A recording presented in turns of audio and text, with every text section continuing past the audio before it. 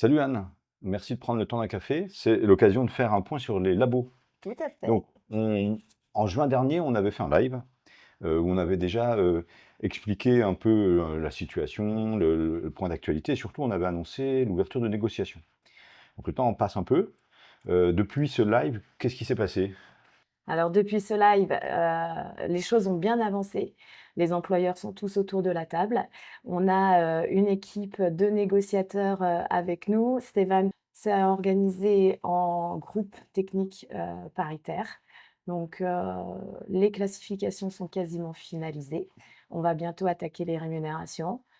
On a déjà annoncé nos lignes rouges en disant que, le minimum, ce serait SMIC plus 15.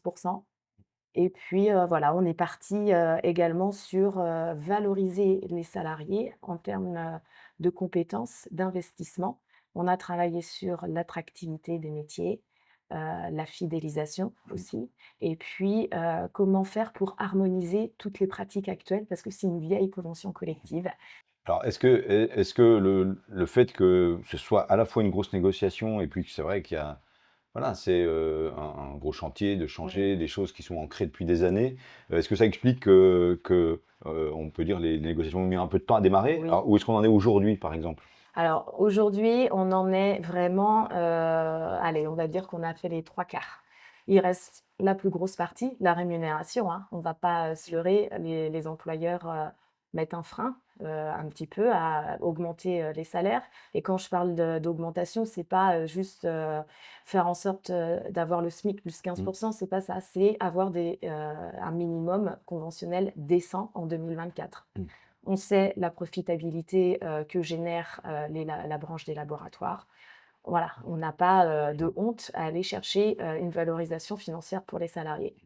C'est ça, sur ce sujet, parce qu'on sait que c'est le nerf de la guerre dans une négociation, hein, on a beaucoup entendu parler des labos et de, leur rentabilité. C'est ça quand même qu'il faut employer les mots, adaptés, hein, pendant toute la crise covid avec les aides qu'il y a eu et effectivement, pendant cette période, il y a pas grand-chose qui est revenu aux salariés.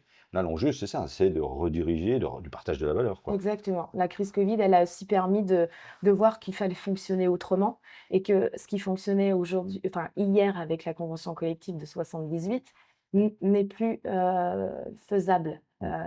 aujourd'hui dans la branche.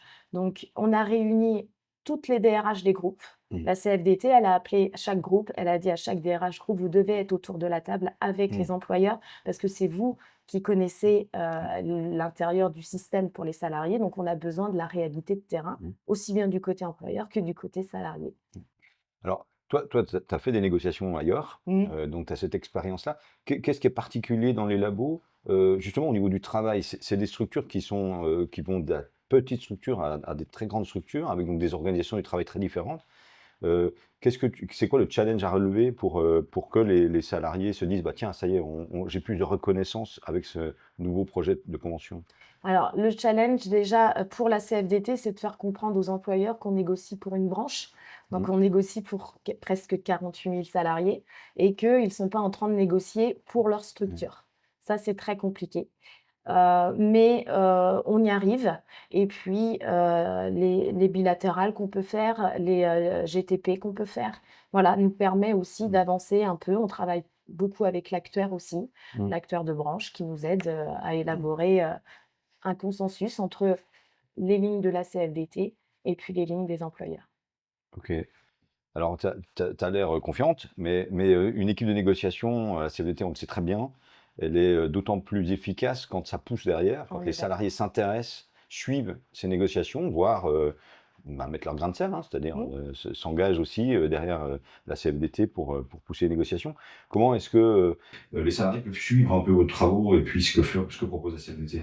Alors, il y a toujours, l'actualité sur, le groupe Facebook, mais on organise, le 12 novembre prochain, toute une visio avec, les délégués syndicaux. Donc j'invite tous les délégués syndicaux à se rapprocher de leur syndicat pour avoir nous, on va diffuser le lien, mais se rapprocher du syndicat pour aussi avoir, le lien et puis dans les établissements, la proximité, aller faire des visites et puis, annoncer les projets de la CFDT parce que c'est aussi en local que les délégués syndicaux vont pouvoir agir sur leur direction et il y aura des remontées.